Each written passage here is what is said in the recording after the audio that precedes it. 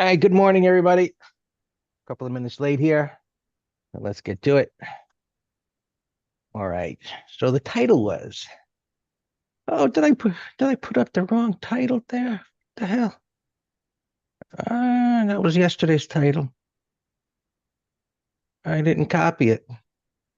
Yeah, I stepped away for a minute, man. Sorry about that. So what the title said, if I can find it, it's like three forces are coming together.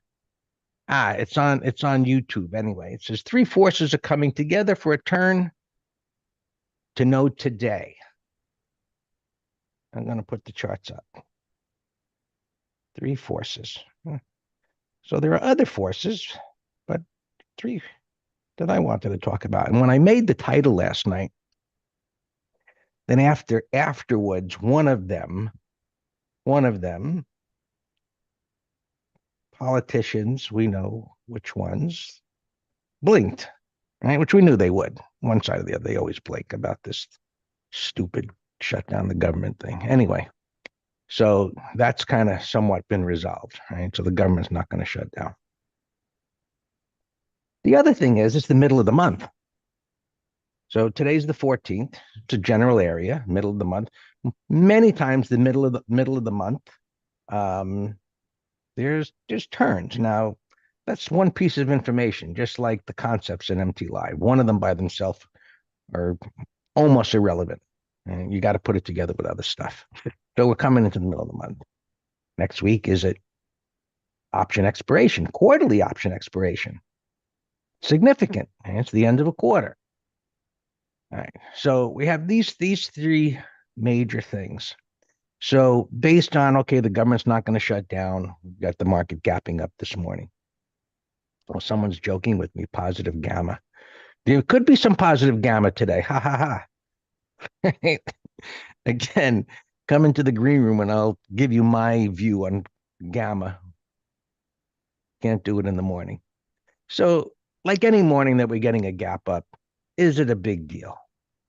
Well, what makes it a big deal is it's gapping above resistance. Right? That's one part of it. There's a lunar eclipse turnaround day. It could be a full moon or a new moon, right? Sometimes those things line up, or Uranus over Mars, that could line up. But so, yesterday we talked about the S&Ps coming down to this major support level, and they got down there. Right? So, news markets up here a little bit. Doesn't mean they're going to end this way. Did they take out resistance? No, they have not. Actually, they're into a big mess of it as we look over to the left. All of these pivot highs and lows. Right? So one of the differences about this correction has been, this stair stepping down, this very erratic down and up and down and up and chop, chop, chop and down and up and right. So here was where we talked about the acceleration. It was like, okay, maybe we're getting close to a low, a slowing in momentum. And we did get the slowing in momentum. And yesterday, the momentum picked up again to the downside into the support. Right. So we get the beginnings. We're close, which is exciting. Right. So as we get into that options expiration next week, maybe there's a little more jiggles down here. Maybe there's some kind of retest. Maybe today things go up a little more or they go down and whatever. The thing is, we're getting close here. So, all right, now we've got this new stuff, right? These events. Now we apply our view of how we come to the thought of, is the market at a turning point, right? Which is our market internal support, resistance trends, multiple time frames, so on and so forth. And so yesterday, I said in the green room, I said, hey, I just got an alert. Put call ratio went over 1. It was intraday. Okay, where's it close? And so yesterday, I would have loved to have seen this at 1.3 or 1.5. Maybe, somebody says something and we get a little sell off and that happens, which would be great. We haven't seen those kind of numbers in few years, but this is a good start to have both of these, the equity and the total put call ratios closing under one. So that's really good. So on this sell off yesterday, now option traders were like, this is it. It's going down big time. Right. So let's load up on the put options. Right. That's what this number is. Ratio of puts versus calls. Excellent. The breadth was under 1,000. Okay, fine. Now we smooth out that data. We look at our internals and we're almost there. Almost there. Could be some jiggles, could be an intraday sell-off, as whatever it is. But look, we're close, right? So we got all these things coming together that tell us that we, within probably, I don't know, a week, 2 weeks, whatever, middle of the month, options expiration, so on and so forth.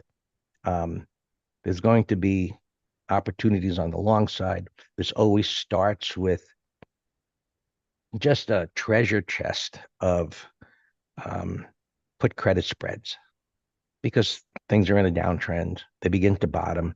We get wide range bars and we have patterns, and we had patterns before that suggested, hey, things could turn around for a few days, and they failed. Our internals weren't lined up. So now we're getting the stars aligned, which means that those credit spreads are going to have a super high probability of working out. So, and I got to be careful of the kind of words I say, but I think that it's getting close to the time to clean up, meaning it's going to be an excellent opportunity to maybe press the pedal a little bit. Right. So always intelligent money management. We don't have press the pedal directionally yet, but probably next week, we'll see how today ends. Okay? Each individual stock's going to do what they do, but we're getting to the point where at least those credit spreads are going to have a super high probability of working out versus what they have in the last couple of weeks. Okay. All right. So look around as we always do. Similar. So this showed relative strength yesterday. It did not violate that bottoming tail bar. Okay? I'm saying 18.3 VIX operation expiration 19.3, 3 of 19. Oh, the volatility VIX expiration expires on the 18th and the 19th. Okay, so there's another piece of information, everything coming together. And so we're at a significant turning point. Okay?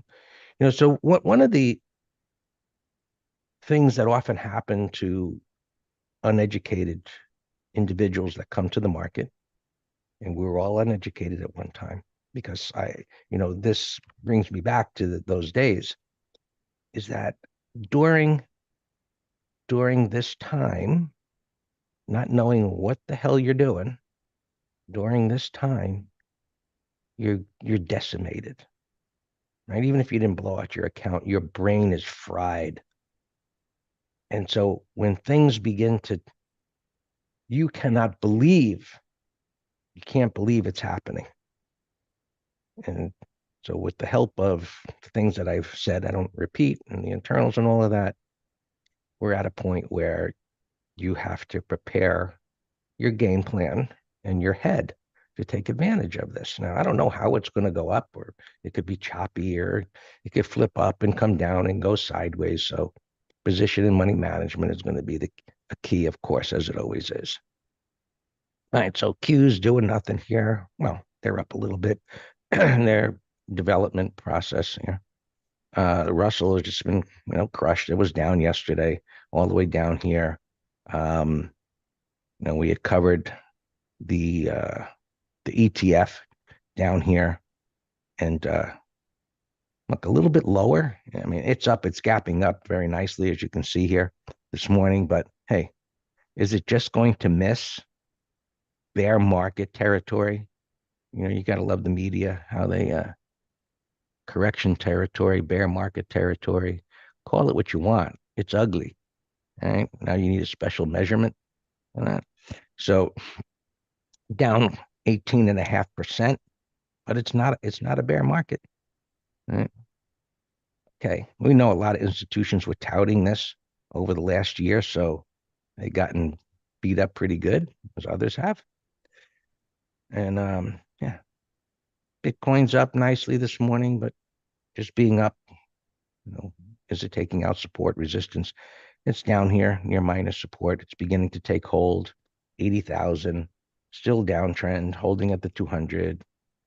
Plenty of overhead mess, trading range, and so on and so forth. Gold, new all-time highs, looks great. Crude oil, trying to hold on the edge here of this major support level. So far, so good. Still in a downtrend. So no trend breaks as of yet. Interest rates up a little bit. And so one of the things that we've been talking about over the last month or so, and we started with this head and shoulders top and things whipped around and they went down and, you know, all the things that produce the view of a recession, interest rates going down, transports going down, oil going down. Just reviewing, there was the measured move from a month or two ago that we were looking at. And yeah, take a look at the transports and then we'll do SPX. Right, transport's just been killed, right? Breaking through these pivots here and down to that one. So we need to see the transports begin to repair the damage. So lots of damage has been done. The things that we covered here this morning, don't think they're going to turn on a dime, but this is how it starts. Spiders gapping up almost to the top of a bearish wide range bar. So as we can imagine, people would be short overnight thinking, hey, this could gap down. It could be the flush. They're going to clean up in the morning. And hey, the government's not going to shut down. Now we got to gap up within a downtrend. And it could be a retest of the lows, or who knows what's going to happen. I have no idea. I just know that what I told you. So we're waiting. All right. Well under the 200. Um, Nothing touched yesterday. It looked a little hairy, like it was going to go down there, but it didn't. And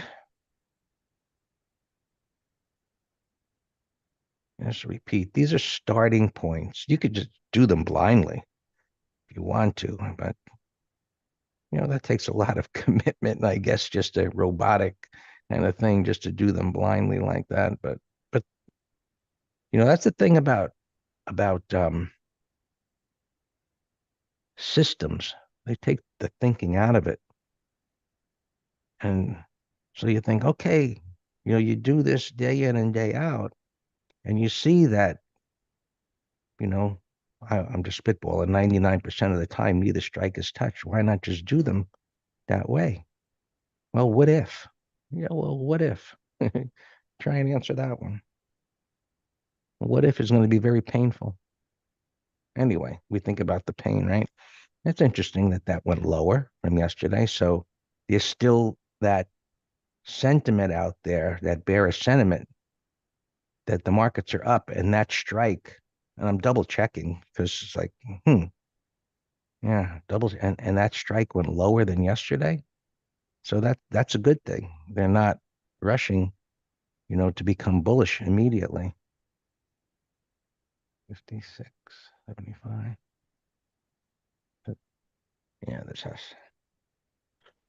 the things are going to start tightening up now as the markets begin to reach a point of equilibrium between supply and demand and a potential turning point. So there you go. All yours, Dan.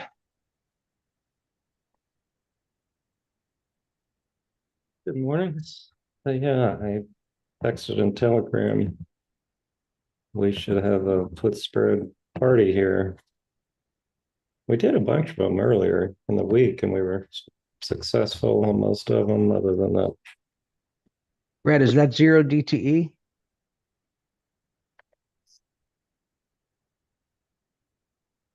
Okay, thank you for clarifying. But I've been watching. I have a huge list of climos, other just bullish relative strength patterns, cruise ships here. Everything leisure. Look at jets, hotels. There's not a hotel ATF, but look, I mean, there's climos everywhere. We just need a reversal. I told Greg I saw CNBC talk about this PEJ ETF called Leisure and Entertainment. I've never heard of that. And isn't this a picture of cruise ships and hotels and people spending money and entertainment? So I'm going to start watching this ETF. Um, and airlines, jets. So yeah, consumers been hit, recession fears, thought of losing their job, etc. All right, alarms. We only did 2 trades yesterday. One Berkshire. Dude, I mean, look at that amazing relative strength. Just overlay that with any index ETF or any sector for that matter. Berkshire is on his own page. So we bought a half lot yesterday. We'll add today. And yeah, Alex gave us that beautiful pattern. And then what was it? SynF? Yeah, look, two beautiful. I mean, this one's not an uptrend like the other one, but it's a beautiful, intelligent entry after breakout from a bottoming pattern. It's 100% perfect. So we bought that yesterday. Well, we did half a lot and then back half is over that topping tail. Well, Sweeney, yeah, I mean, that's part of it. Part of it, yes, yes. But he also, yeah, I don't know. You got to look under the hood. Um, AMD still in a downtrend, but that could be a zero DTE. We mentioned NVIDIA. Zero DTE, but it's gapping up, so I doubt there'll be premium. Tesla, we're short the 185s. We got $1 for them.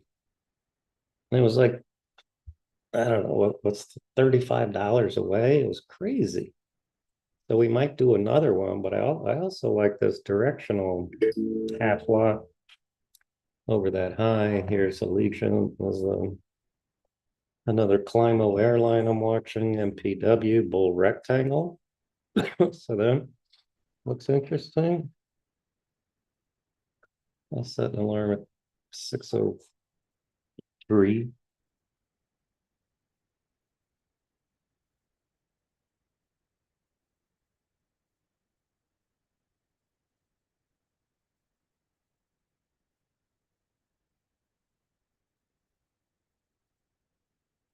Just mention Ridgey. I don't know if that's ready. Look at Okta, I'm watching for an entry. Igniting gap, bullish weekly, monthly. So if it closes like this, then maybe on Monday we start nibbling. That looks great. YouTube, SCCO, holding half from yesterday. How to manage. Well, that's, I'd say, pretty easy to me. Is stop yesterday's low. We actually got subscribers in SIL that's doing well, gapping up here, and GDX and gold. Look at gold all-time highs. So I don't know about the macro implication of that. Safe harbor, inflation, I don't know, you can rack your brain over it, but patterns bullish. Raul Oki. Yeah, it's a beautiful sell setup. The problem on shorts is it's gonna whenever we're at a market turn with the internals confirming, then you got the market against you if you're fading them. So I think new shorts here are harder than longs because we're down so much. But if it triggers, it triggers. We did cake. We're still short cake. Look at that. Look at that beautiful 1, 2, 3 that we did. So that we're in management mode. RYTM, another short. That one I don't like as much just because this with a 180 reversal. So day trade would be okay. But yeah, this will set up in a downtrend. Oki, yeah, I like Oki better. You see the difference, Raul? Oki is better. It's up more, there's more fluid bars. You got two topping tails, resistance 20. It's gapping up. So I set an alarm at 93. And I'm not gonna even worry about it unless it hits. All right. Alex and I have been watching the COMP, kind of a flag consolidation, bullish weekly, monthly. Greg, you mentioned this Quamco yesterday. Look at this. Still looks good. My up alarm went off. So let's keep an eye on Quamco.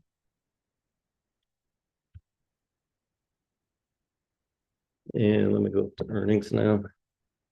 Those are miscellaneous things. All right, Daku. So, yeah, it's Daku. All right, Daku is on my tier 1 list as a 0 and 7 DTE put spread. Look where it's gapping. Right there. It's gapping over these highs.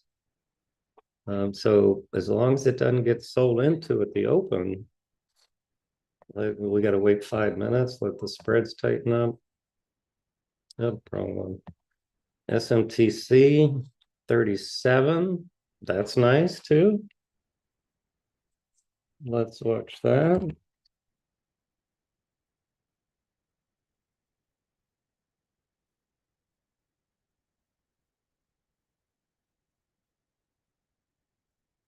WPM gap's too big, but that was a nice breakout.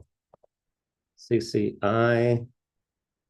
Now, see, I would like this a whole lot better if it were gapping at like say 98, but now it's gapping to 100, so that's gapping too much. Ulta 337 put spread idea. Ideally we get like a controlled pullback and reversal into 10 a.m. so we get a bigger premium.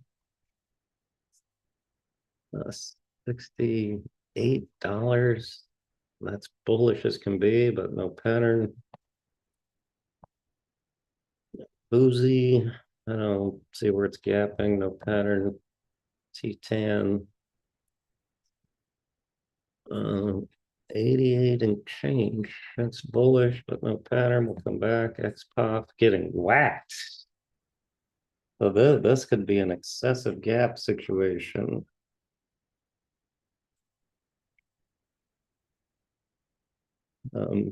For a day trade long or I didn't check the options. Oh, this is not earnings, but I don't want to forget. No, that's American Airlines. But yeah, American Airlines, another Climo. But look at Allstate. Bullish consolidation here. You got this huge Wednesday downside shakeout. Bullish 15. Let's see if it can hold its gains for 30 minutes, and then that'll give us more time to assess what the broader markets want to do. EGY, that would have been a beautiful sell setup if it opened flat, although $4 stock. BuzzFeed 235 bullish gap, but it's in a death trend. We'll come back to it. Little penny stock here, gapping up 90 cents. This is kind of looks like a marijuana stock. And an R, no pattern, zoom to Z, death trend, no interest. Yens, $15. Bullish gap, there's a put spread idea. Papa Delta, $17, bullish gap, and no pattern. LI, that's an ADR, I don't like the gaps. EBR, gapping down a little. I'll leave it if this closes with a 1, 2, 3. I like it. On WRD, my up alarm went off pre-market, but I don't see anything now. Let me just set a new alarm up here at 17. But maybe 30-minute high.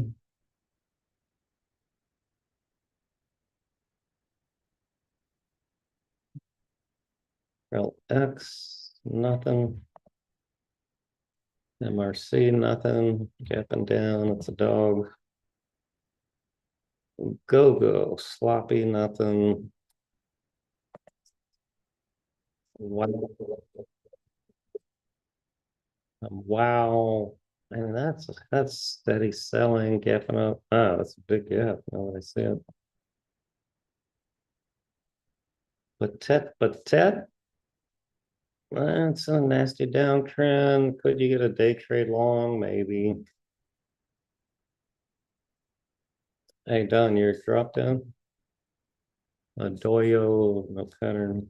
All right, those are all the earnings. And I have 0 alarms going off right now, which is very rare.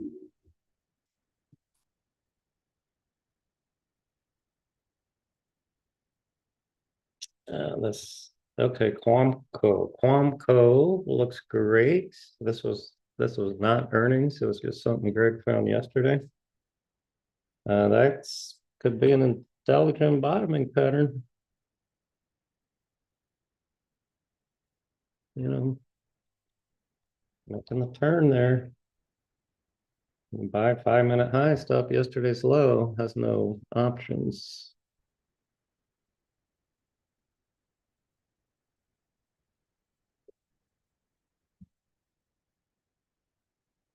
All right, Allstate. Actually, let's buy 5-minute high, half lot. Because I like the fact that it's gapped up and it's pulling in.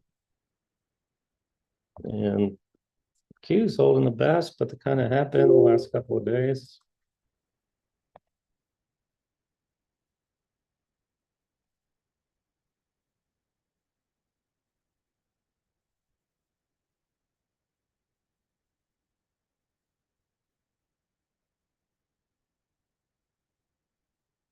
Yep, down some weakest. Yep.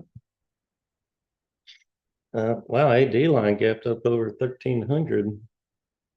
So diamonds, what's dragging it?